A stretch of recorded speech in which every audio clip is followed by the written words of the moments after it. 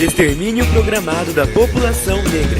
Que se apiedaram do marginalzinho preso. A periferia precisa de voz. Palavra Cruzada. Olá, muito boa tarde. Eu sou Neumísia Silvestre, da Rádio Juventude. Começa agora o programa Palavra Cruzada, que discute o Plano Juventude Viva do governo federal de combate ao genocídio de jovens negros e de periferia. Hoje a gente conversa com representantes do movimento hip hop e a sua participação e contribuição com o plano. No primeiro bloco, a gente recebe aqui o Marco Antônio Silva, que é chefe de gabinete da Secretaria Municipal de Promoção da Igualdade Racial. No segundo, tem o Beto Teoria, que é presidente nacional da Nação Hip Hop, rapper e produtor cultural. E no terceiro e último bloco, a repórter Camila Andréa entrevista o D-Play e o Bob Controversista, que são integrantes do grupo de hip hop Rafuagem, lá de Porto Alegre, no Rio Grande do Sul. Eu recebo aqui na rádio Marco Antônio Silva, mais conhecido como Marcão, que é chefe de gabinete da Secretaria de Igualdade Racial. Marcão, boa tarde, bem-vindo à Rádio Juventude. Boa tarde a todos e todas, a todos os ouvintes. Primeiramente, agradecer o convite, dizer que para mim, que hoje estou coordenando junto à Prefeitura de São Paulo uma pauta importante, que é a questão do Juventude Viva, que é um plano voltado para a juventude negra, é uma satisfação muito grande, até por conta da minha trajetória que vem de movimento cultural.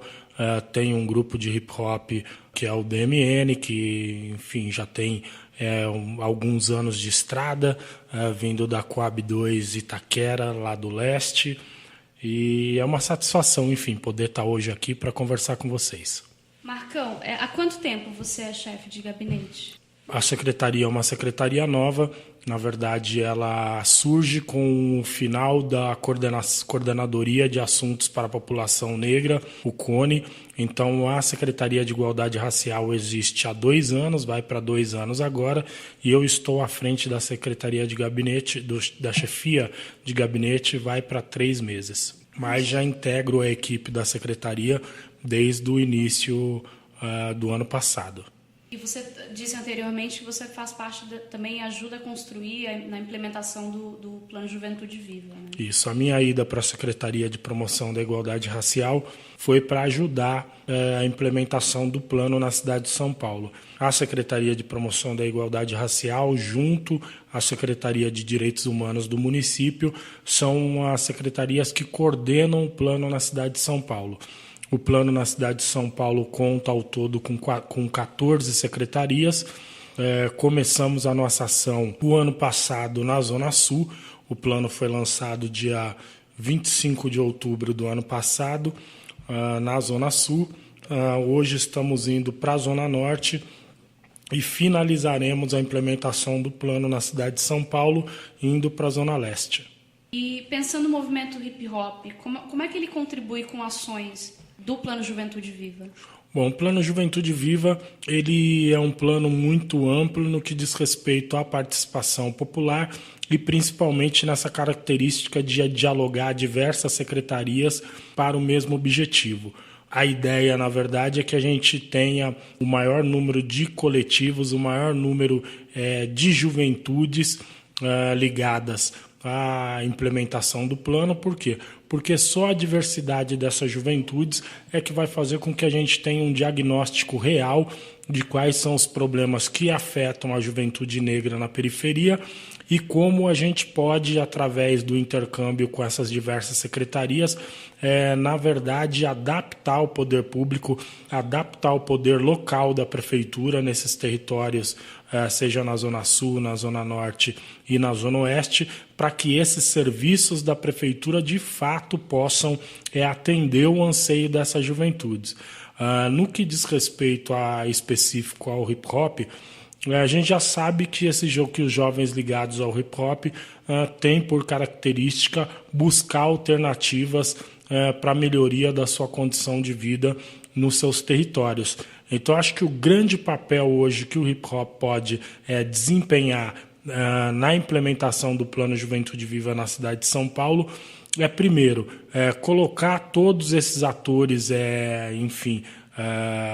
históricos que a gente já tem no movimento, para dialogar com as comunidades dizendo da existência do plano, que eu acho que um primeiro momento é a gente conseguir fazer com que as comunidades locais entendam que o plano existe e que o plano tem uma finalidade específica, que é essa coisa de combater as altas taxas de mortalidade da juventude negra, e, num segundo momento, fazer com que esses atores do hip-hop também possam dialogar com outras juventudes, para que essas juventudes entendam quais são os setores da prefeitura onde esse jovem pode acessar e começar a construir com uma relação mais próxima uma estratégia onde seja o posto de saúde mais atuante no sentido de acolher o jovem preto pobre de periferia, que sejam os equipamentos de educação, os CELS, por exemplo, como podem ter atividades mais atrativas para levar os jovens para dentro desses CELS, para que eles possam desenvolver o seu potencial artístico longe da rua, porque a gente pode pegar um exemplo hoje, que é a questão dos pancadões. A questão dos pancadões nada mais é do que um sintoma de uma juventude que percebe que há anos não tem um apoio efetivo do poder público e que se encontra no espaço da rua a única alternativa para desenvolver uma forma de lazer pertinente ao que ela acredita que seja uma boa atividade para o seu desenvolvimento. Então, o Plano Juventude Viva tem um pouco dessa característica e que os jovens do hip-hop podem fazer com que esses outros atores da juventude não tão articulados ainda para dialogar com o poder público, que esses encontrem o caminho para dialogar com essas outras esferas e aí a gente, de fato, possa ter um serviço público mais coerente com essa realidade dessa juventude negra, pobre de periferia. Marcão, quando existe uma ação de apresentação do que é o Plano Juventude Viva para um jovem que é negro, de periferia, e que não sabe desse índice, que ele é esse alvo, como é que você percebe que esse jovem recebe essa informação, assim, de que é a principal população que morre hoje? Bom, na verdade, esses jovens sabem da problemática. Talvez eles não tenham a dimensão através dos números que são gritantes. Por exemplo, na cidade de São Paulo, o jovem negro morre 54 vezes mais do que o jovem branco. E se a gente for pegar a relação desse jovem negro no que diz respeito à intervenção da polícia nos tais conflitos com a polícia, esse jovem negro ele acaba morrendo 71 vezes mais. Talvez essa juventude de periferia não tenha essa noção pelos números da gravidade do problema, mas ele percebe o tempo inteiro seus amigos morrendo, seus vizinhos morrendo. A própria pauta do Juventude Viva só foi encampada pelo governo federal porque, historicamente, os jovens negros vêm se reunindo. Desde 2007, com o Enjune, a gente tem uma ação efetiva dos jovens negros para pautar, colocar na pauta de discussão nacional a questão do chamado genocídio da juventude negra. Então, essa juventude negra é muito atuante. A questão é que esse discurso um pouco mais elaborado, essa ideia um pouco mais subsidiada por números, ela acaba se diluindo no processo dos espaços de discussão até chegar na periferia. Mas, de uma maneira geral, o jovem de periferia ele reconhece essa questão. O que a gente sempre tenta abordar quando apresenta o plano nas comunidades. Primeiro, é fazer o jovem narrar o que ele já percebeu que não é bacana na localidade onde ele mora. A partir disso daí, a gente junta com alguns dados que a gente tem da Secretaria de Segurança Urbana, alguns dados fornecidos pela própria Polícia Militar, inclusive meses atrás a Universidade de São Carlos lançou uma pesquisa bacana, apoiado nos dados da Polícia Militar, reforçando novamente a gravidade do problema no que diz respeito à intervenção da polícia quando acredita que um jovem negro de periferia está cometendo um delito. Então a gente começa a dizer para essas comunidades locais e para esses jovens dessas comunidades locais que o que ele está vendo não é uma coisa isolada, que existem números, que existem pesquisas e que a gente precisa se unir para conseguir mudar essa realidade. A Prefeitura de São Paulo, quando encampa o Plano Juventude Viva, que vem do governo federal, não tenta implementar um plano com a cara de um plano de segurança pública, porque esse não é o nosso papel, isso é papel do governo do estado. Mas a responsabilidade do município é o quê? É fazer com que o serviço público possa minimamente acolher melhor o jovem negro e que, através dessa acolhida, o jovem negro comece a reconhecer os espaços onde ele pode recorrer no momento de aflição, no momento de dificuldade, e que essa acolhida diferenciada, essa acolhida mais aprimorada para receber o jovem negro com seus anseios, enfim, com essa desassistência histórica que é pautada no racismo, que é pautada na desigualdade social, na desigualdade econômica, que esse jovem possa ter, a partir dessa acolhida diferenciada, uma possibilidade de alterar a sua trajetória de vida, de ter a sua trajetória de vida alterada e que ele não se sinta refém do tráfico, que ele não se sinta refém do crime, no sentido de que isso venha a ser uma única oportunidade que ele vislumbra para poder ganhar o seu dinheiro e para poder se manter no dia a dia ou ajudar a manter sua família. Ô Marcão, talvez uma pergunta que a gente já saiba, infelizmente, a resposta, mas na tua opinião, o que é que mata esse jovem hoje? O que mais mata? O racismo. Ou quem? O racismo e a polícia militar, que, como eu disse anteriormente, se a gente faz um recorte das mortes dos jovens na cidade de São Paulo, especificamente os jovens negros que entram em conflito com a polícia militar, esse jovem negro acaba sendo vítima 71 vezes mais do que um jovem branco. Então a gente hoje percebe que na cidade de São Paulo, fora as outras causas de morte do jovem negro, na faixa etária de 15 a 29 anos, que a polícia militar, infelizmente, com a sua forma de abordagem, com a sua forma de intervenção, alguma ação ilegal, essa forma de ação acaba, na verdade, não punindo através de um julgamento, através do encarceramento, mas ela acaba punindo automaticamente sem esses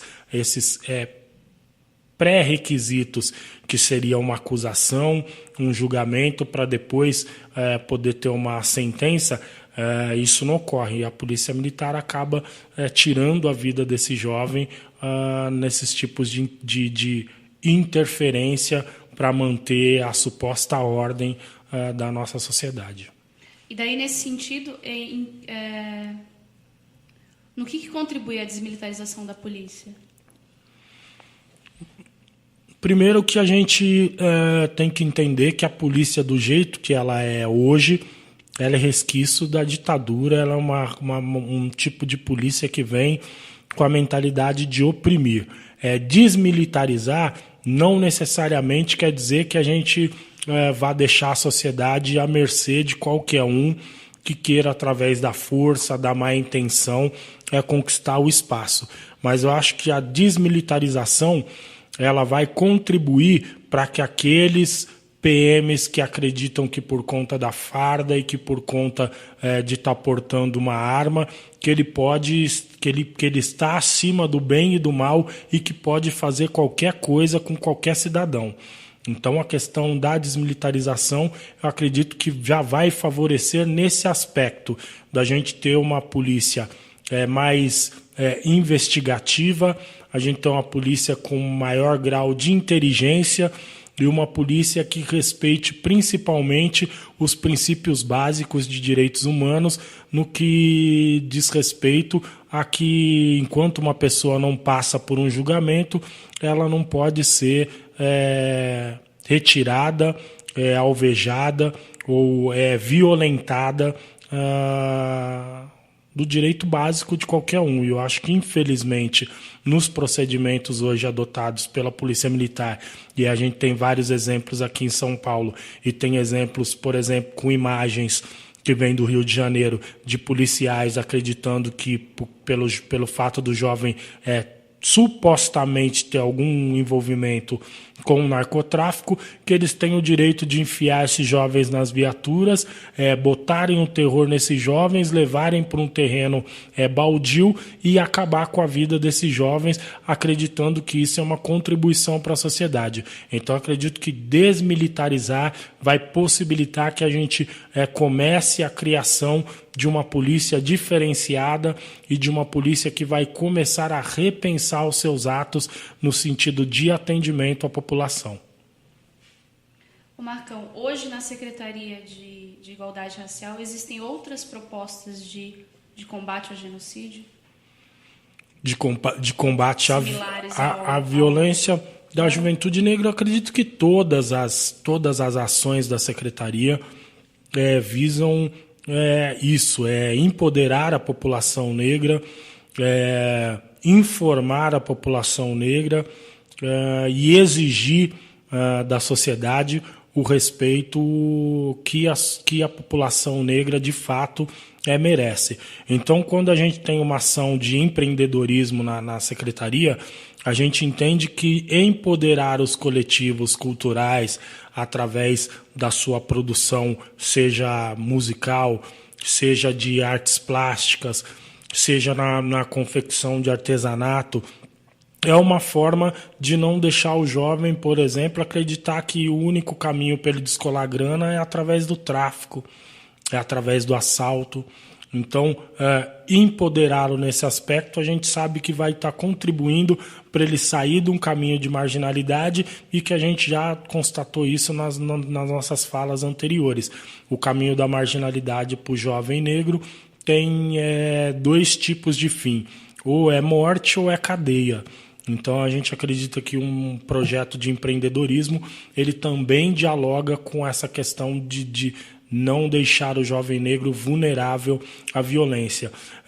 Quando a gente discute, por exemplo, as religiões de matriz africana, a gente também tá dialogando com a população no sentido de que esse público-alvo não seja marginalizado pela sua crença, pela sua religião, e a gente sabe que o fato das pessoas poderem caminhar com a cabeça erguida, não precisando se esconder por conta da sua religião, também fortalece a capacidade dela dialogar de igual para igual com outras pessoas da sociedade, com outras religiões da sociedade, e que isso também cria um entendimento de tolerância, onde as pessoas vão pensar duas vezes antes de levantar a mão para agredir uma outra ou antes de puxar uma arma para tentar tirar a vida de outros. Então, os vários aspectos de política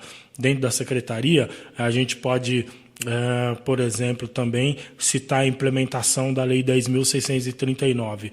Hoje a gente entende também que fazer com que o sistema de ensino do município aprenda a divulgar de maneira real qual é a história dos povos africanos e qual é a história da população negra na cidade de São Paulo, que não se resume única e exclusivamente em ter vindo forçada da África e aportar aqui como escravo.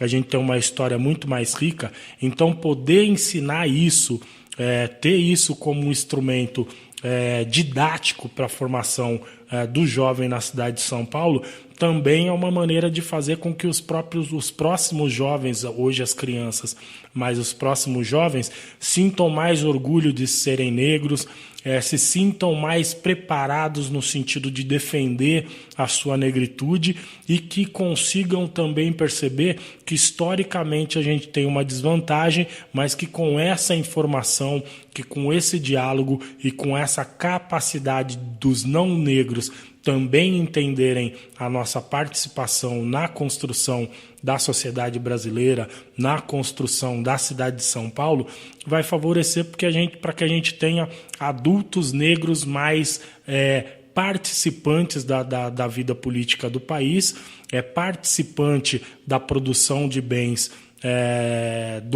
da nossa cidade, do nosso país, e que consecutivamente vão ser também pessoas que não vão estar mais vulneráveis à questão da marginalização. Por quê? Porque um jovem com uma formação um pouco mais sólida, um jovem com uma formação que permita que ele dispute de igual para igual no mercado de trabalho, é um jovem que não vai estar vulnerável ao narcotráfico, não vai estar vulnerável às pegadinhas que possam vir a acontecer de pessoas mal intencionadas, por exemplo, de uma polícia militar.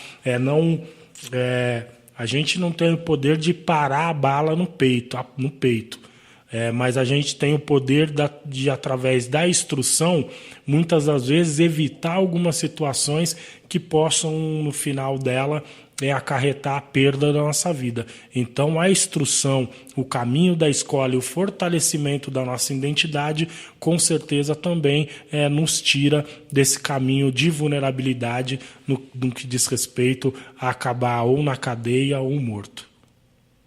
A gente já está caminhando para o encerramento aqui e a gente costuma pedir um recado. Se o entrevistado gostaria de deixar algum recado, mas acho que essa sua fala foi muito significativa. Mas ainda assim, se você quiser deixar algum recado... Bom, dizer em primeiro lugar, agradecer mais uma vez o convite, dizer que a Secretaria Municipal de Promoção da Igualdade Racial está de portas abertas, principalmente no que diz respeito à construção de políticas para a população negra na cidade de São Paulo. Nós temos também aqui um centro de referência no centro da cidade para atender pessoas que sejam vítimas de racismo.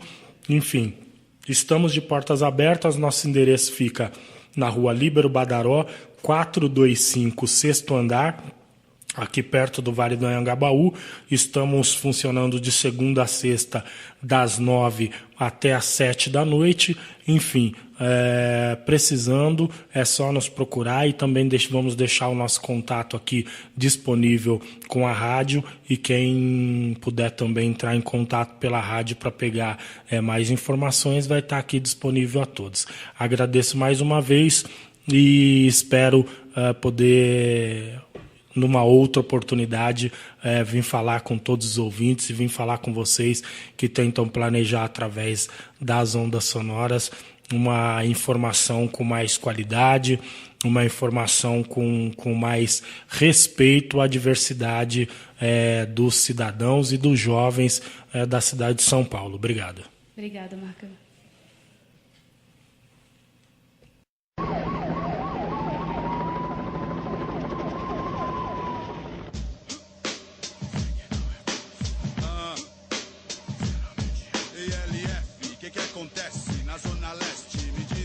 Quero ver DMM. Aumente o som e se ligue nessa aqui. Eu não vou mentir, falo sério pra quem quiser ouvir. Escorreguei, mas não vacilei pra não cair da malandragem destrutiva, sobrevivi. E dela aprendi a parte boa. O respeito fundamental à minha pessoa. Não quero viver à toa, de cara ou coroa.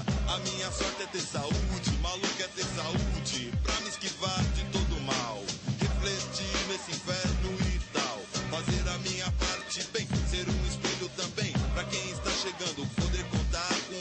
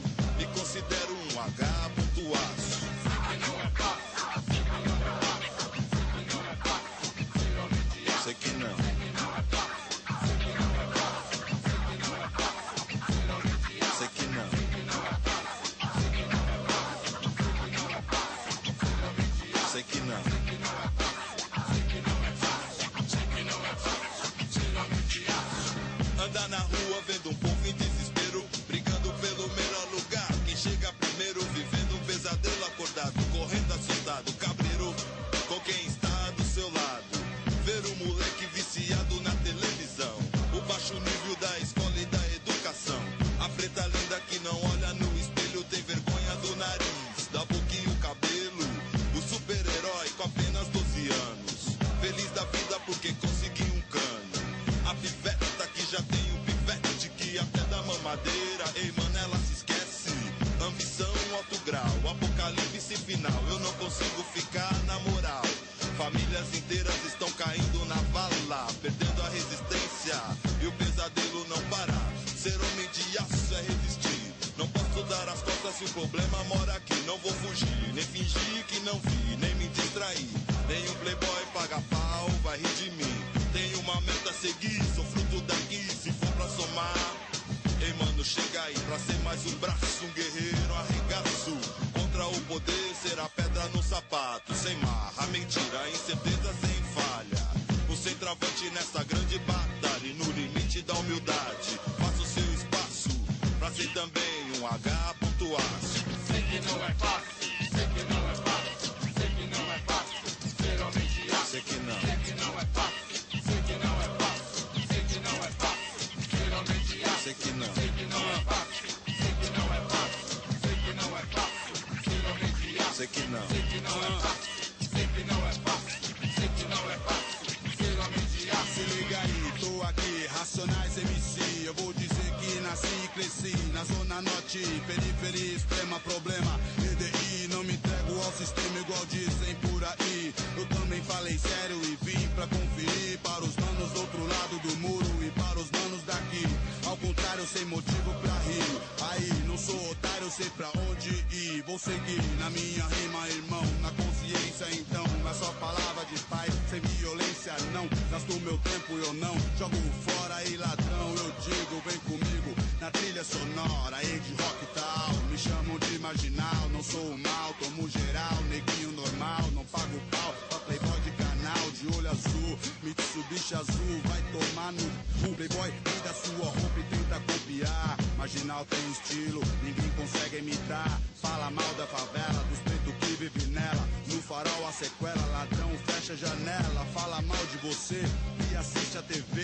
Te entrega a droga pra você vender e morrer. Na sequência, na violência, nos empurra a maldade, nos empurra a imprudência. Na cara dura, só cego não vê. Meu povo é pobre, revista não lê, não entende, não tem informação, não estuda, nada muda. O governo nega educação, controla o povo pelo dinheiro. Cadê o dinheiro? Fernando Henrique fez o Brasil virar um puteiro no mundo inteiro. É a mesma patifaria, não é fácil ser homem de aço no dia a dia. Pode crer, mano, mas é o seguinte, nós tô na rua aí, depois de miliano guardado, vou fazer aquela correria, mas cê tá ligado que é o seguinte, se não firmar é aquilo, vou voltar, moro, mano.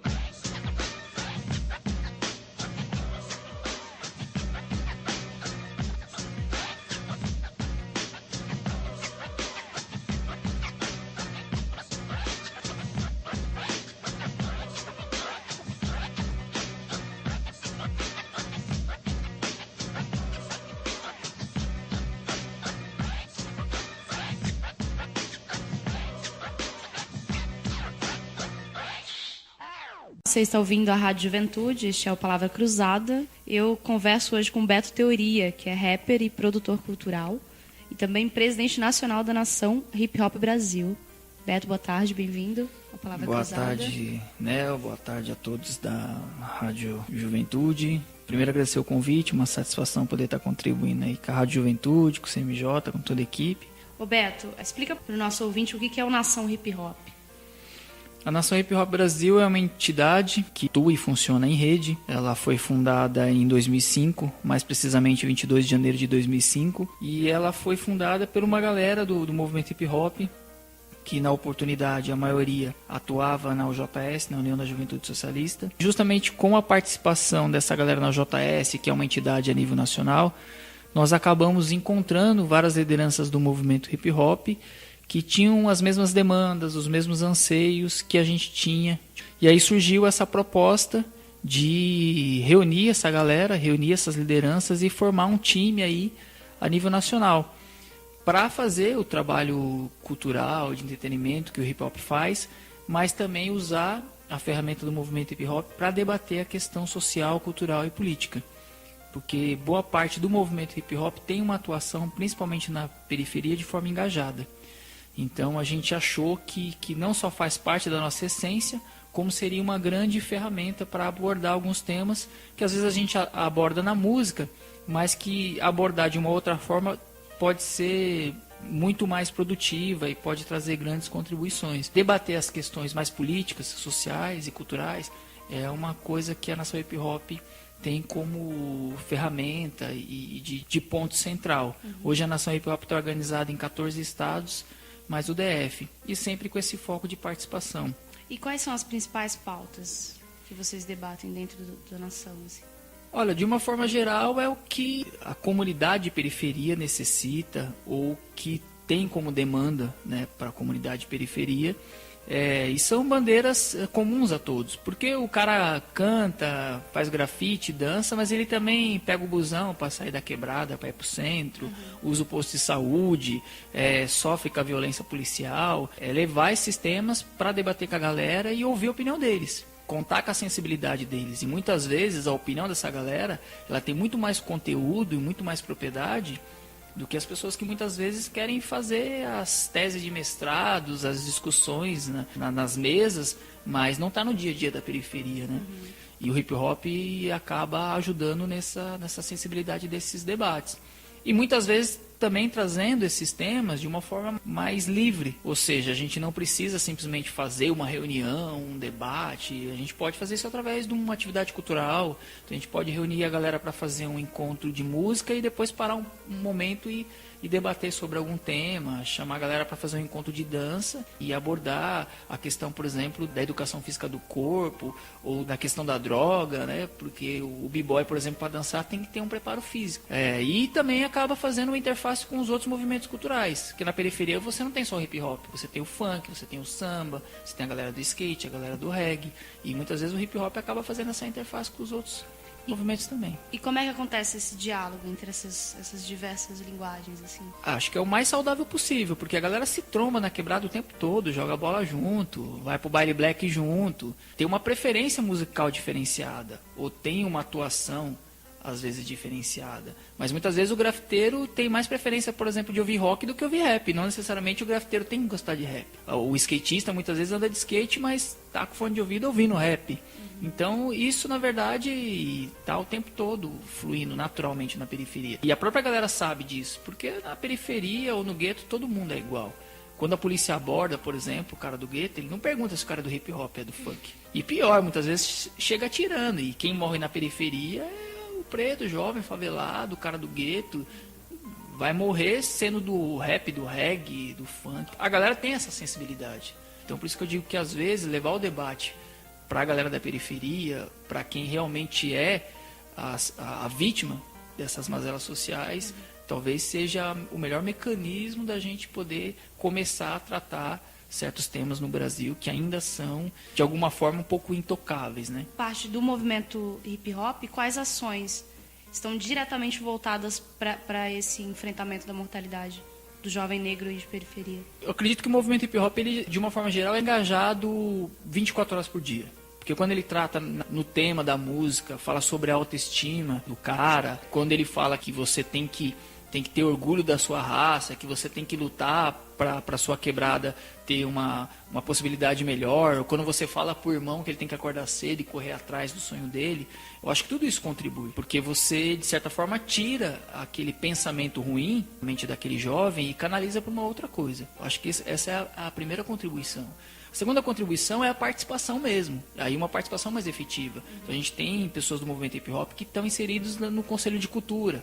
Aí no Conselho de Cultura trata desses temas. Tem, por exemplo, um dos fundadores da Nação Hip Hop, que é do ABC, o Cris, que é um b-boy. O Cris hoje é presidente da Associação de Moradores do bairro dele, da Vila Suíça, que tem 15 mil moradores. Então, ele é um b-boy, mas está contribuindo ali como presidente da Associação de Moradores.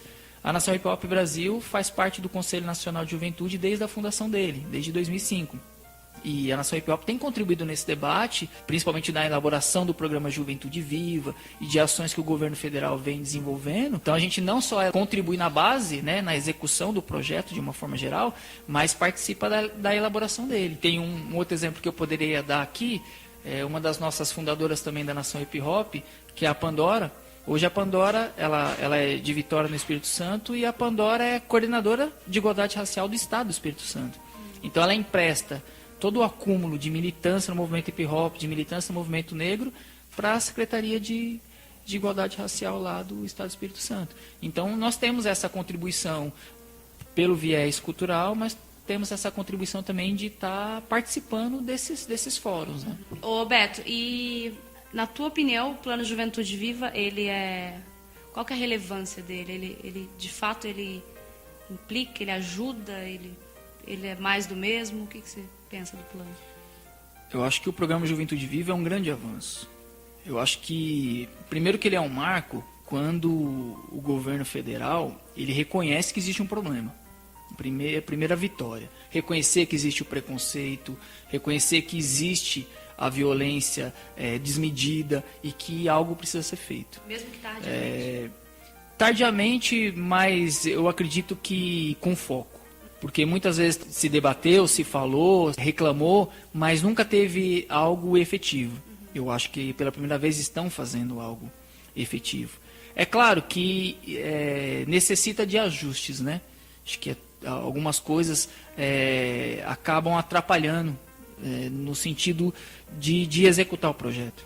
Então o projeto é um projeto bom, que tem foco, que tem objetivo, mas que às vezes algumas barreiras, principalmente a burocrática, acaba atrapalhando a execução do projeto, né? E a violência ela não tem tempo, né?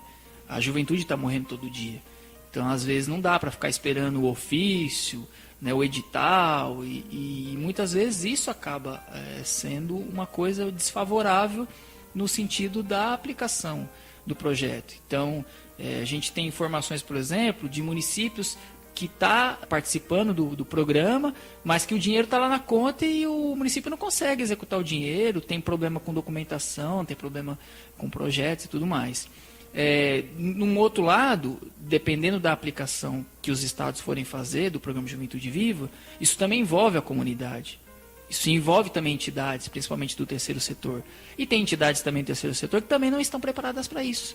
Muitas vezes não está preparada para executar o recurso, não está preparada para usar o recurso da forma devida, que é atender a base. Então, qualquer pessoa, por exemplo, pode fazer uma atividade de hip hop. Você vai lá, contrata um b-boy para dar aula de break, um grafiteiro para aula de grafite, mas qual é o foco mesmo? Porque a própria aula ela não pode ser só o desenho, pelo desenho. Tem que ter a aplicação de outras, né, de um plano mais de cidadania, de conversar com o jovem. Então, é um pouco dessa aplicação do projeto que eu acho que precisa ser melhorada. Eu acho que quem tem que estar à frente da execução do projeto é quem está na base, é quem conhece a realidade, é quem sabe conversar com a galera, entendeu? E muitas vezes, não querendo ser bairrista, mas é a galera da periferia que sabe fazer isso.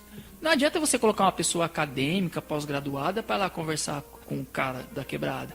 O moleque vai olhar para a cara e falar, aí senhor, não estou entendendo o que você está falando. E vai evadir do projeto, e vai evadir do curso, entendeu? Então, às vezes, um cara mesmo que está inserido já no gueto, que sabe qual que é a dinâmica, como é que a galera quer, como é que é legal, como é que é interativo, entendeu? Isso a gente percebe nas escolas, principalmente as escolas estaduais. A gente vê no estado de São Paulo, por exemplo, a evasão escolar, principalmente da galera do ensino médio, que vai chegando a uma certa idade, já não se sente mais atraído pelo estudo. E aí não tem jeito, quando a rua é mais atrativa que a escola, sempre vai acontecer esses problemas e a mazela social vai ficar, né, aparente. Você acha que só o Plano Juventude Viva, com essas melhorias que você citou, seriam suficiente para diminuir essa mortalidade? Ou você acha que deveriam existir ou mais políticas públicas ou projetos independentes? O que deveria existir para melhorar? Eu acho que tem que existir muita coisa. Assim. Primeiro que o programa Juventude Viva ele é só um início, né? Só um start da questão. E ele não vai resolver o problema, até porque eu diria que é apenas um remédio a conta-gotas, né? E a questão aí está na UTI já. Então, e a estrutura que é falha, né? O sistema tem uma estrutura muito falha. Algumas repartições, que inclusive não participam diretamente da execução do programa são os principais vilões da questão. Poderia citar aqui a questão da polícia militar. Quantas mortes acontecem pela mão dos policiais e se coloca como auto de resistência? Então, por exemplo, a questão do fim dos autos de resistência não é uma questão que vai ser só executada ou feita pelo programa Juventude Viva. Ele pode provocar o debate, mas se não tiver um empenho, por exemplo, da Câmara Federal, do Senado, dos principais envolvidos, que é o poder público mesmo, que é a esfera administradora do nosso país, a gente vai ficar patinando. Então é preciso também detectar isso. E é preciso enfrentar esse problema. É preciso dialogar com essas partes, entendeu? E o Juventude Viva, eu acredito que apenas vai incentivar e provocar esse debate. Mas eu acho que tem que ter um corpo maior aí, né, de participação. O próprio Estado de São Paulo, por exemplo, ele não aderiu ao programa Juventude Viva. Quem aderiu ao programa Juventude Viva foi o município de São Paulo e não o Estado de São Paulo. Por aí já tem um pouco esse reflexo, assim. O Estado de São Paulo não tem que participar desse programa, não é importante para o Estado de São Paulo participar do programa Juventude Viva. Na verdade, São Paulo acabou aderindo de forma voluntária, assim como outros municípios. Então, são alguns exemplos de que a coisa é difícil, entendeu? Que vai precisar de muito mais empenho e participação para que realmente a coisa aconteça. Roberto, e a gente está falando aqui desse empenho e participação do outro lado, né? Parte do poder público. Sim, claro. E quando a gente pensa, por exemplo, o jovem, como é que ele também cria ações e participa de atividades que ele, sendo alvo, ele também ajuda nesse debate, contribui? Como é que ele pode participar disso diretamente? Eu acho que a participação do jovem, primeiro assim, é muito natural que ele participe a partir de uma reação. Então, quando ele se sentir atingido por essas questões, ele vai reagir. Então, quando ele é atingido pela violência, ele reage por conta dessa violência. Quando ele sofre algum problema de cunho social, ele reage. Mas eu acho que isso é muito pouco. Eu acho que a coisa não pode acontecer para ter uma reação. A gente tem que evitar que aconteça. Mas isso é talvez uma grande barreira, porque esse jovem, na verdade, ele não tem informação. Não chega para ele a informação, não chega a orientação. É difícil você provocar ou até mesmo cobrar a participação do jovem que está inércia a tudo isso, assim. Então a informação não chega, a televisão não mostra. Muitas vezes o papel que o poder público poderia fazer, ou a sociedade poderia fazer de orientação desse jovem, isso não acontece. Então ele só vai perceber isso quando ele sofre essa ação, entendeu? Desmedida. Ele não está preocupado com isso. Hoje o jovem está preocupado em sair da escola, em arrumar um trampo, e comprar o tênis da hora, comprar a moto, sair para paquerar e dar o rolezinho no shopping. Ele está preocupado com isso.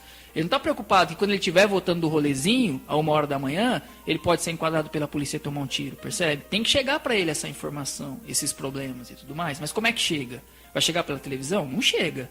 Chega pela escola? Também não chega. A associação de moradores, a sociedade civil é engajada nisso? Se reúne? Leva essa informação? Eu também não vejo isso. Muitas vezes a gente vê um certo grupo, às vezes querendo fazer reivindicações, não que algumas reivindicações não sejam legítimas, mas às vezes se contratando certos temas, né, como protestos do não vai ter Copa, mas independente da Copa, no que teve ou não teve, o que mudou para o jovem da periferia? Mudou alguma coisa em relação à violência? Então, assim, eu sou uma pessoa um pouco mais crítica em relação a algumas bandeiras. Acho que algumas bandeiras têm que ser prioritárias. E pra mim, a prioridade é a vida. Acho que não adianta ficar fazendo certas discussões enquanto a galera tá morrendo, pô. Então, acho que a prioridade das bandeiras é a vida. Depois a gente vê as outras, entendeu? Como é que você percebe um pouco esse trabalho da identificação ou do entendimento também da questão da própria raça desse jovem? Eu acho que isso parte por essa identidade, né? E muitas vezes isso tem que ser ou é o reflexo quando o jovem se sente prestigiado ou quando ele tem essa identificação. Isso não acontece porque a lei, por exemplo, 10.639, que aborda essa questão, por exemplo, na escola, ela é recente e mesmo assim ainda é muito mal aplicada. Então, todo o ensinamento que tem para o jovem é de uma formação branca, de um mundo branco, onde o branco é o melhor, onde o branco é o que vai conquistar, que vai ter as melhores coisas, percebe? Então, muitas vezes, isso acaba entrando na mente daquele jovem, mesmo que de uma forma involuntária, mas que ele vai assimilando a vida dele dessa forma, e vai procurando desenvolver a vida dele dessa forma. Quando chega o artista pop, né, o bambambam da música, em sua maioria é o loirinho de olho azul, entendeu? Quando chega lá o bambambam do ator do filme ou da novela, também. E muitas vezes isso acaba prejudicando nessa afirmação de que ele também pode chegar nesses estágios a partir do que ele é ou a partir da luta dele. Mas isso precisa ser provocado também, porque faz parte da formação. Eu costumo dizer o seguinte, se o tempo todo a gente ficar pregando uma mentira, em algum momento essa mentira vai se tornar verdade. Se a gente ficar falando uma mentira durante 20 anos, um jovem que tem 18, ou seja, que cresceu durante uma mentira de 20 anos, ele vai reproduzir essa mentira. Então, assim, existem lacunas, alguns problemas que são geracionais aí.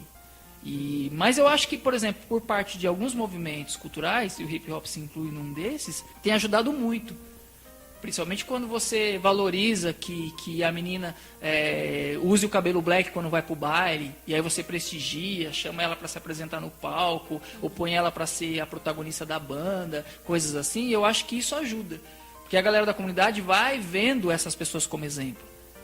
Beto, obrigada aqui pelo bate-papo. Eu queria agradecer o convite, deixar um abraço para todos aí da Rádio Juventude, dizer que a Nação Hip Hop Brasil está à disposição de vocês. Nossa entidade está num processo, inclusive, de encontros regionais. A gente tem, no final do ano, programado para dezembro, o nosso encontro nacional. A gente pretende reunir aqui em São Paulo os núcleos da Nação Hip Hop desses 14 estados, né? E a galera pode encontrar algumas informações sobre a entidade através do nosso site, naçãohiphopbrasil.com.br. Não só eu, Beto Teoria, como toda a direção da Nação Hip Hop vai estar à disposição do pessoal. Tá bom? Obrigado aí mais uma vez. Tá ótimo.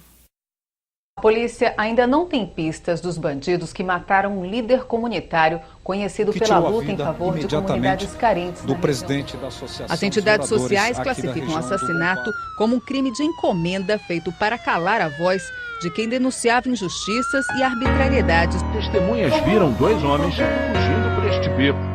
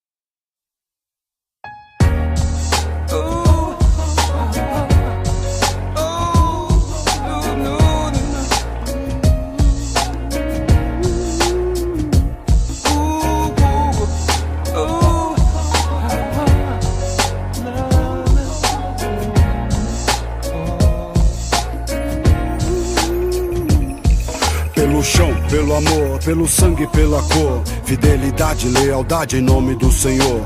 A minha amada, a minha família e ao 9 de julho, que me mostrou a importância de eu estar no bagulho. A gente atira no escuro, não escuta ninguém. Não adianta o sermão e a tempestade que vem. Não sei se tem alguma coisa a ver com um destino, mas os problemas são B.O. desde pequenino. O rap é hino pra mim, já estava escrito, neguinho. Um baianinho assim, que anda perto do fim. Sim, a nossa escola sempre é cara. O tempo é rei, isso eu sei, o relógio não para. Cara, ferida sara, mas na alma não tem cura. Na sua arrogância ou na sua humildade pura. Se segura que te ofereço é muito bom. É força e poder, Tom. Através do som, eu digo, cada degrau a gente aprende a sofrer. Viver, morrer, sorrir e a chorar. Chorar pelo passado, pagar pelos pecados. Contando cada sombra no seu sonho atormentado. Acorrentado, sei lá, drogado se pá. Enfraquecido, injustiçado, se afogando no mar. Eu tô lá, lado a lado com a fé no coração.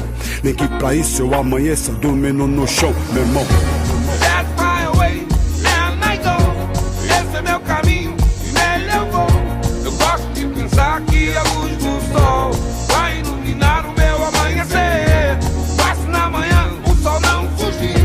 Por trás das nuvens cinza tudo vai mudar. A chuva passará e o vento vai abrir.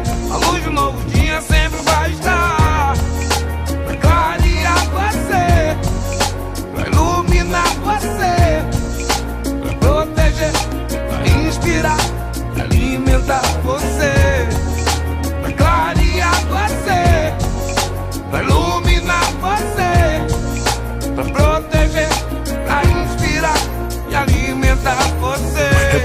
se aproxima, se prepare. Pegue suas armas, marcha, pache, nunca pare. Encare a guerra de frente, mesmo sendo ruim. Somos soldados e sobreviventes sempre até o fim. Olhe pra mim e veja o quanto eu andei. Envelheci, eis-me aqui, nunca abandonei. Não quero ser um rei, não quero ser um Zé. Só quero minha moeda e a minha de fé. Axé, comigo na fé. Bandido, o gueto sempre tem na frente o inimigo. A polícia é racista, mais do que ninguém. A favela entre o céu e o inferno. Jerusalém, lamenta, aguenta, enfrenta a batalha. Violenta é a vida no fio da navalha. A falha é mundial, espiritual, um fuzil. É um texto dantesco de Shakespeare, tio. Você já viu sangue e pobreza demais? Qual o valor verdadeiro pra se encontrar a paz? Será que é fugir? Será que é se esconder? Ou será que é lutar, trabalhar e depois morrer? Pode crer, veja você, vários elite na disposição, situação e no apetite. Acredite que você pode chegar no fim do arco-íris e um pote de ouro encontrar. Esse é meu caminho e nele eu vou. Eu gosto de pensar que a luz do sol vai iluminar o meu amanhecer. Passe na manhã, o sol não fugir. Os raios das nuvens cinza, tudo vai mudar. A chuva passará e o vento vai abrir. A luz do novo dia sempre vai estar. Vai clarear você, vai iluminar você, pra proteger, pra inspirar e alimentar você. Vai clarear você, vai iluminar você, vai proteger, vai inspirar e alimentar você. Vai clarear você, vai iluminar você, pra proteger, pra inspirar e alimentar você. Vai clarear você, vai iluminar você, vai proteger, vai inspirar e alimentar você.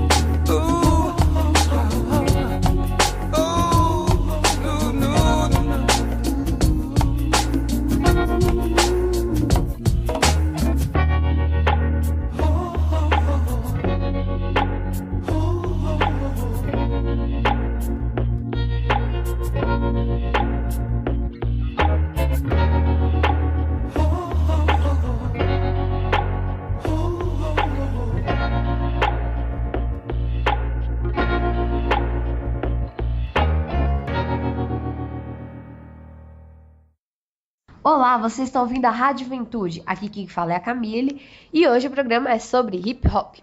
Para isso trouxemos o grupo Rafuage, T-Play e o Bob Controversista. Vocês podem começar fazendo uma breve apresentação?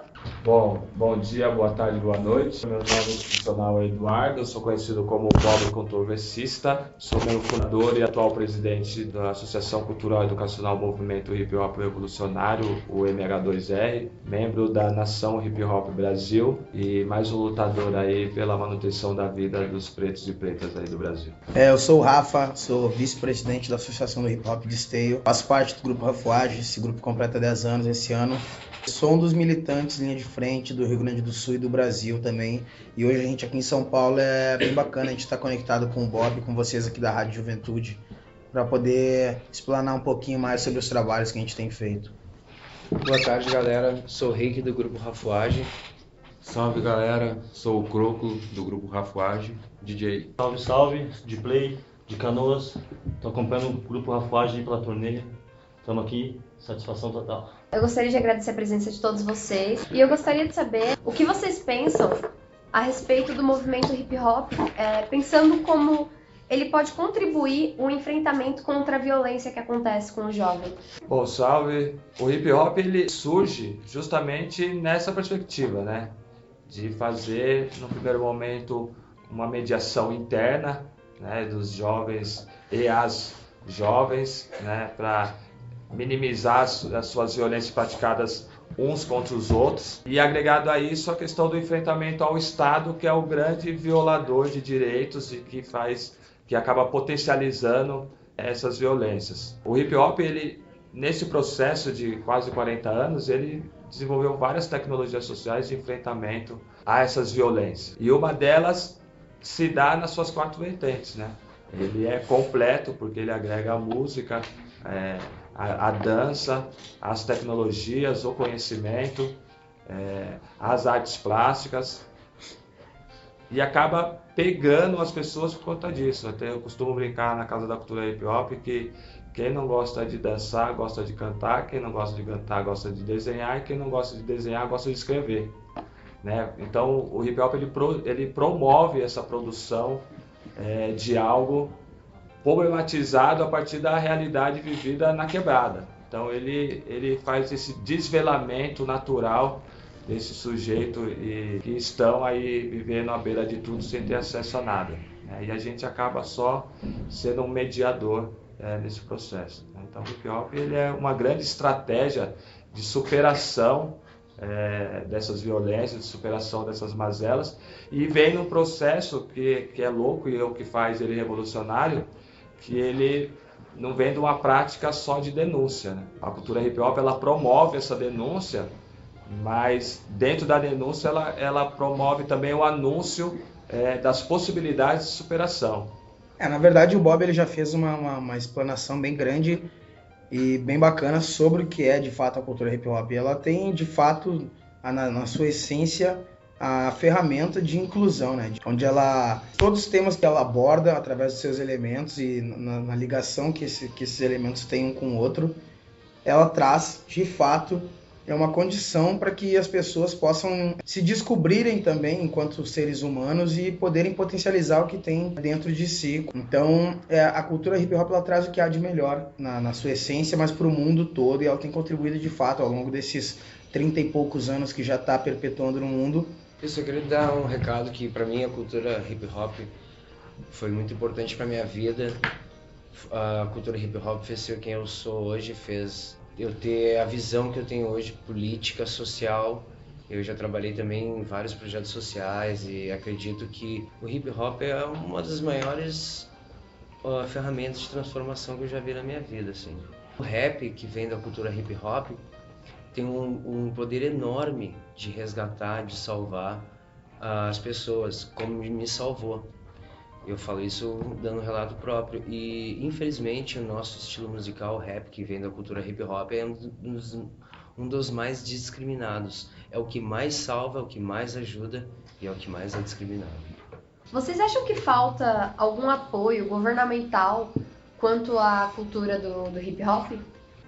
Enquanto cultura como um todo, sim, há uma falta de preocupação dos governos com a pasta da cultura, seja em âmbito federal, estadual e municipal, porque a gente vê as pastas de cultura sendo as menos reconhecidas através de incentivos e recursos para que elas possam executar um trabalho de fato que dê resultado dentro das comunidades, dos estados e da federação.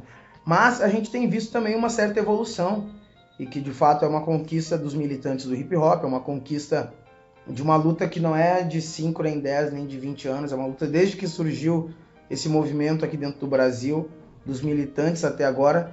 E por último a gente tem sim, né, alguns reconhecimentos, seja através de editais, seja através de premiações específicas do hip hop, que de fato são uma conquista, né, a se comemorar, mas também o primeiro ponto a gente pensar que ainda há muito a se fazer, né? Mas eu vejo que o hip hop tem dado um salto, sim, seja no estado do Rio Grande do Sul, seja aqui em São Paulo e na federação como um todo. Isso se deve muito à luta, como eu falei, lá dos militantes. O Bob ele está à frente desse processo também, que é um processo que vem desde de outros processos, como a Conferência Nacional de Cultura, a TEA Nacional, o Curto-Circuito da Juventude, dentre outros encontros que a sociedade civil e organizada, enquanto a gente, enquanto hip hop, com o governo federal, a gente vem pautando isso, né? E de fato tem tido umas conquistas, né, Bob? Eu costumo dizer, a cultura ela é tão importante, mas tão importante e precisa tanto de investimento que o Estado parece que tem medo de investir na cultura. E aí abrindo o leque para as culturas, né? a cultura hip hop ela tem uma particularidade, uma especificidade que quase nenhuma outra vertente cultural tem, que é essa facilidade de um diálogo, de uma interação com quase todas as outras culturas. Infelizmente, ainda é uma via, em muitos casos, de uma mão só. Porque na vertente música da cultura hip hop, a gente dialoga com o repente, com o sertanejo, com o rock, com vários outros segmentos musicais. A gente vem fazendo uma discussão há muitos anos e muitos anos e muitos anos para que a cultura receba investimentos para além de 1%, no âmbito federal, estadual e municipal.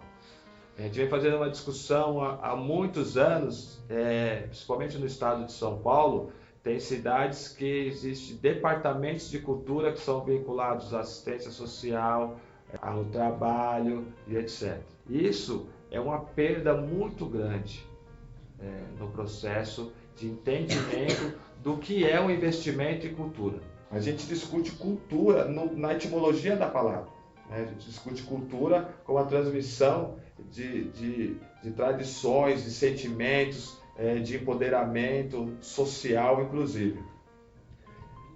O mercado ele consegue desconstruir isso. Então, vários investimentos eles têm encaminhamento direto para a indústria do entretenimento.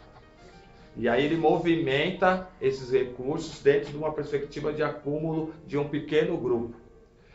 A cultura hip hop ela vem participando de vários fóruns, vem participando de várias instâncias de decisão, inclusive, propondo o avanço, né, do poder público no desenvolvimento. Não só, o Rafa ele aponta muito bem que uma palavra-chave que eu venho discutindo há muitos anos, que é a palavra edital. Edital é uma medida paliativa de atendimento a segmentos culturais para criar condições e não fazer a discussão de uma política pública específica para as culturas. Trazendo essa brasa para a nossa sardinha, a gente vem discutindo muito o desenvolvimento de políticas públicas para a cultura hip hop. Coisas permanentes. Permanentes. Não é uma política de governo, né? Porque edital é uma política de governo. Se ele quiser lançar, no dia que ele quiser lançar, ele lança. Se ele não quiser lançar, ele não lança. Haja visto o que aconteceu agora com o prêmio, segundo prêmio da cultura hip hop, que no primeiro momento veio como prêmio Preto Góes, né? Que veio para premiar essas militâncias históricas da cultura hip hop, que aconteceu há 2, 3 anos atrás. 4 anos atrás, 2010, demoramos 4 anos ainda. Agora. Aí depois de 4 anos a gente vem fazendo uma discussão ampla em vários segmentos, discutimos com a ministra Marta Suplicy, discutimos com a secretária de Cidadania e Direitos Culturais, a Márcia Hollenberg, discutimos com o Pedro Vasconcelos, para que a cultura hip hop ela participasse de todo o processo de elaboração, sistematização, acompanhamento, formação e fiscalização do edital. Tivemos uma devolutiva positiva desse tipo de participação. O que acontece? Eles lançam um edital feito de qualquer jeito, que dão o nome de prêmio, mas eu tenho que apresentar uma contrapartida para além da minha caminhada, mais de 25 anos da cultura hip hop, eu tenho que apresentar uma contrapartida com prestação de contas, então não é prêmio, né? A gente vem discutindo há algum tempo e vem pautando, inclusive nesse momento de campanha, eu acho que é um momento importante da gente chamar esses candidatos, muitos em processo de reeleição, para discutir o que eles têm de proposta para as culturas. O que é que eles têm de proposta para a cultura hip hop em específico, né? Entendendo que quando você investe, isso é dado, né? Inclusive a academia aponta muito forte isso. Quando você investe R$1 em cultura, você economiza R$100 em saúde. A saúde na perspectiva do corpo doente, do corpo prejudicado, baleado, agredido. Você economiza R$80 em educação, porque a cultura ela amplia essa perspectiva de educação, entendendo a educação como educação e não como alfabetização, apesar que a gente faz isso também dentro dos nossos espaços, das posses e associações que a gente faz a gestão. encaminhamos várias propostas e uma delas que eu quero chamar a atenção que está tramitando no Estado há alguns anos, na Federação e no Estado, que é o reconhecimento da cultura hip hop como manifestação cultural e popular. Né? Tal como várias já são, né? Tal como várias já são, né? Entendendo a capilaridade que a cultura hip hop tem, principalmente aonde tem que ter, que são nas margens, né? Onde estão os marginais, né?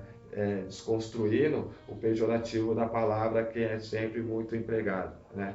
A gente vem escrevendo projetos de lei e nós propomos política pública na figura das Semanas da Cultura Hip Hop, né? Se eu não me engano, o Rio Grande do Sul tem quase 20 Semanas da Cultura Hip Hop. Quase 20 semanas, e são projetos de leis, né? Aprovados de lei. Então, legislativo, o cara sancionado do executivo. É lei, então ele tem que cumprir. O município tem que cumprir.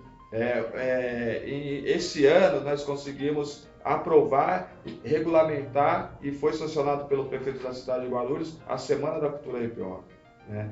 A de São Paulo, que nós tivemos uma luta muito árdua, ela completou, está para completar 10 anos, né? que acontece aqui. A gente começa o processo de escrita em 2004, só que ela só é efetivada em 2007. Então, da escrita para 2014 tem 10 anos.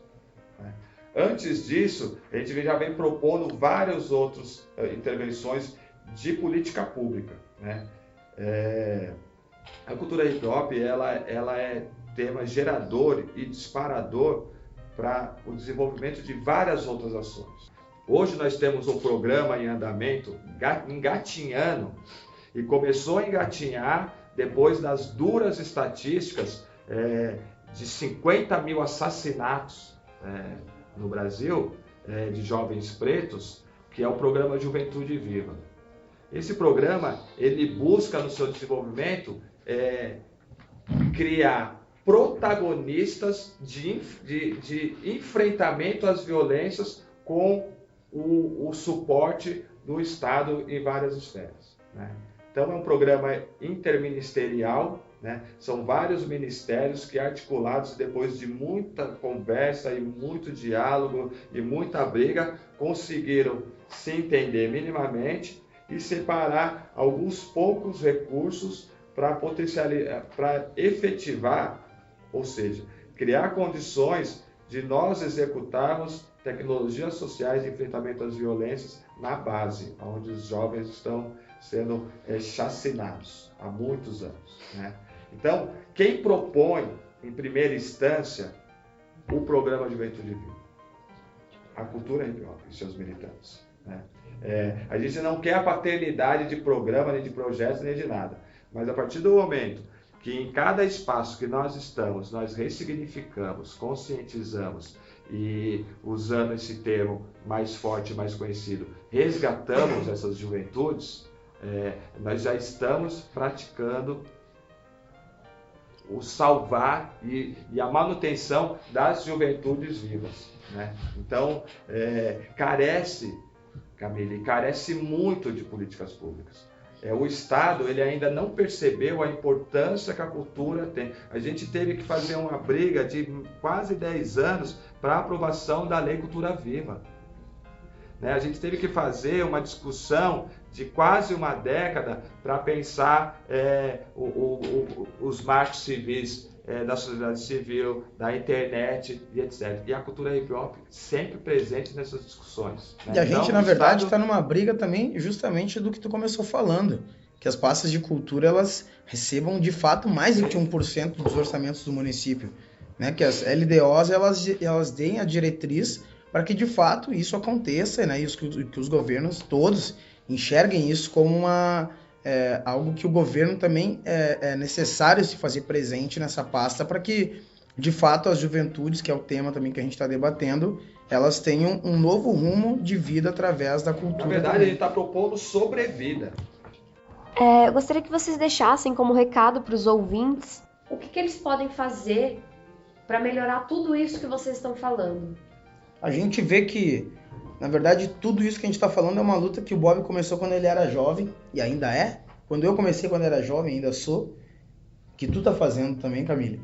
E que, de fato, todos os jovens do Brasil estão tomando consciência, né? O Bill lançou um disco que fala vida longa para quem acordou agora e vitória para quem nunca dormiu. Mas isso vem de encontro diretamente ao que a gente tem botado em pauta. Porque o hip hop foi um movimento que nunca dormiu.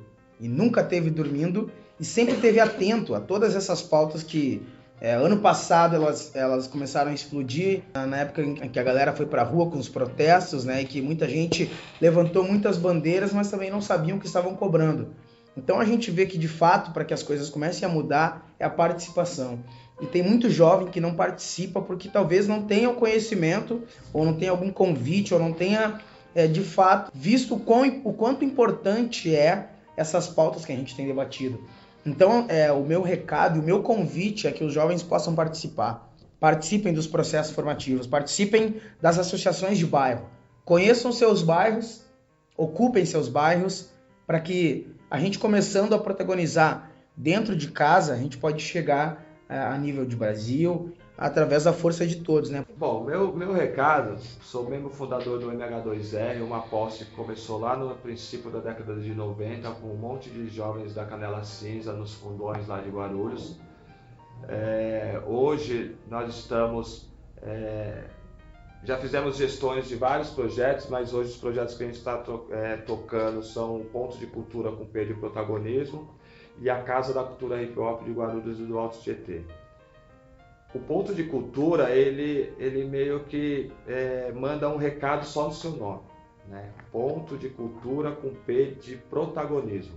Mas não o protagonismo, na etimologia da palavra, que foi uma discussão que nós fizemos ontem na Casa da Cultura Hip Hop, de estar na etimologia da palavra de protagonismo como estar à frente de, né? Mas o protagonismo de todos juntos, de mãos dadas, coletivamente, de forma horizontal, construirmos esse consenso e trabalharmos juntos. A cultura, ela é esse tema propulsor. A cultura, ela é o potencializador de potenciais, né? Então hoje nós estamos articulando um setorial de cultura que congrega várias casas da cultura hip hop, trabalhando de forma orgânica e colaborativa para fazer essa troca de recursos humanos e financeiros para avançar na construção de políticas públicas, gerar recursos de forma justa e solidária para os nossos irmãos. Então, o recado que eu deixo, Camille, é assim: primeiro, respeite os da sua casa e seja uma liderança dentro da sua casa. Depois, respeite os da sua rua e seja uma liderança na sua rua. Depois, respeite os do seu bairro, do seu município, do seu estado e seja uma liderança nesses âmbitos. Para que dessa forma a gente possa naturalmente ir contaminando outras juventudes a seguirem nesse caminho. A cultura hip hop, ela não é o único exemplo. Nós temos vários outros exemplos. Mas a cultura hip hop, ela consegue, dentro de uma dialética específica, mandar esse recado. Ela consegue fazer esse diálogo.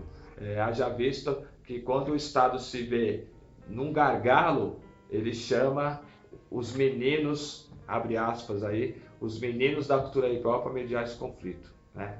Então, quem não conhece a cultura hip hop, quem ainda tem vários preconceitos que são inatos ao ser humano, que passem a conhecer.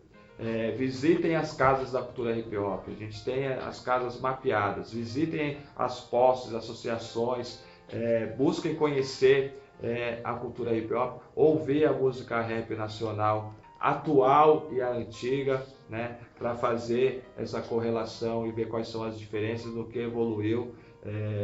Faça contato, use as redes sociais, faça umas pesquisas para ver os avanços, né, o que há de bom e o que há de ruim na cultura hip hop, né? Então o meu recado é esse: juntos somos mais fortes, né? O Estado historicamente vem construindo, vem fazendo a manutenção do fragmentar para enfraquecer, né? Então não caiam nessa pegadinha.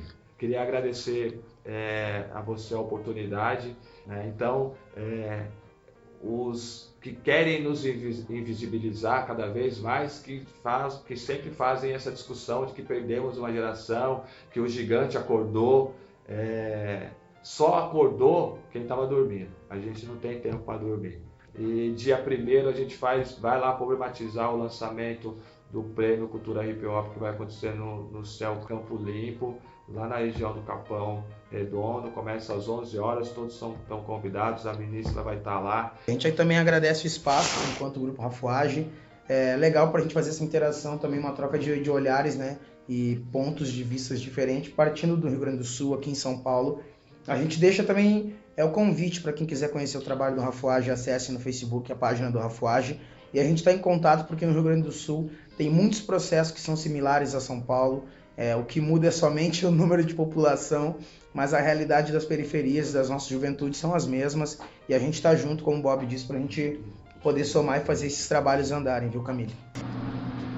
Legal, gostaria de agradecer a presença de vocês. Aqui é a Camila André, direto da Rádio Juventude. Pois é, este foi o programa Palavra Cruzada. E se você não conseguiu ouvir a edição de hoje, acesse o nosso canal no YouTube, Palavra Cruzada Juventude Viva. Lá tem todos os programas já produzidos. Ou tem também a reprise do domingo às 9 da noite.